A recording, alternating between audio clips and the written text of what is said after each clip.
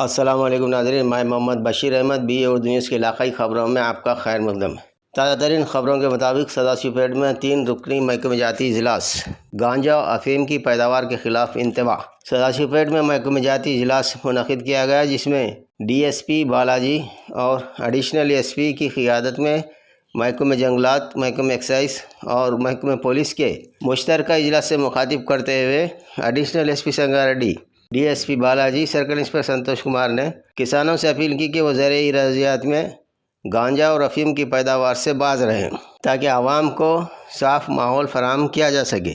गैर कानूनी पैदावार से बदनज़मी का शिकार माहौल से आवाम को वाकिफ़ करवाते हुए इसके ख़िलाफ़ इंतबाह दिया। महकमे जंगलात, एक्साइज़ अहदेदारों को इस मामले पर खुसूसी हिदायत जारी की गई। इस मौके पर आवाम को इससे होने वाले नुकसान से भी वाकिफ़ करवाया गया और हिदायत जारी की कि वो इन मामला से अपने आप को दूर रहें। देखते रहिए अगली खबरों के लिए बी उर्दू न्यूज़, सदाशिवपेट।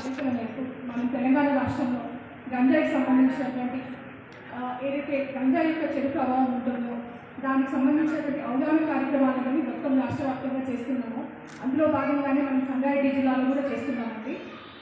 గతంతో పోలిస్తే ఇప్పుడు మన జిల్లాలో గంజాయి అనేది బాగా చాలా కంట్రోల్ అయిపోయిందండి. అక్టోబర్లో ఒకసారి సీఎం గారు మీటింగ్ పెట్టారు, రీసెంట్గా కూడా ఒక మీటింగ్ పెట్టారండి. ఆ మీటింగ్లో ఉన్నటువంటి ఇన్స్ట్రక్షన్స్ ప్రకారము ఇక ముందు గంజాయి కలిగి ఉన్న, రవాణా చేసిన, గంజాయి మొక్కలు సాగు చేసిన వాళ్ళకి శిక్ష అనేది చాలా కఠినంగా ఉండబోతుంది. గంజాయి సాగు చేసినటువంటి వ్యక్తులు ఎవరైతే ఉన్నారో అంతర్పంటగా పండించినా కానీ వాళ్ళకి సంబంధించినటువంటి భూములను జప్తు చేయడం కానీ, వాళ్ళకి గవర్నమెంట్ నుంచి వస్తున్నటువంటి ఏవైతే ప్రభుత్వ పథకాలు ఉన్నాయో వాటినన్నింటినీ కూడా ఆపివేయడం జరుగుతుంది. అంతేకాకుండా యువత అనేది దేశానికి వెన్నెముక లాంటి వాళ్ళండి. ఈ రోజు ఇలా వెన్నెముకలో ఉండాల్సినటువంటి యువత కూడా ఈ గంజాయికి బానిసలుగా మారిపోయి వాళ్ళు చెడు వ్యసనాలకు లోనవుతున్నారండి. దీనివల్ల మన పోలీస్ వాళ్ళకి ఇంకా బడ్జెట్ ఎక్కువైపోతుంది. ఎందుకంటే ఎవరైతే చెడు వ్యసనాలకు అలవాటు అయిపోతారో వాళ్ళు ఏం చేస్తారో అనేది వాళ్ళకి తెలియదు. వాళ్ళ యొక్క మొత్తం వాళ్ళ శరీరము, వాళ్ళ మెదడు, వాళ్ళ అంతా పనితీరు అంతా కూడా డ్యామేజ్ అయిపోతుంది. వాళ్ళు రకరకాలైనటువంటి కార్యక్రమాలు చేయడానికి కూడా వెళ్తారు.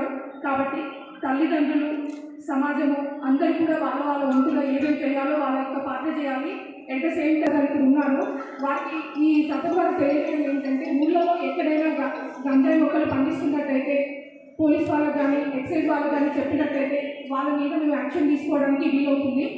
అంతేకాకుండా ఆ ఊరికి ఇక ముందు రాబోయే కాలంలో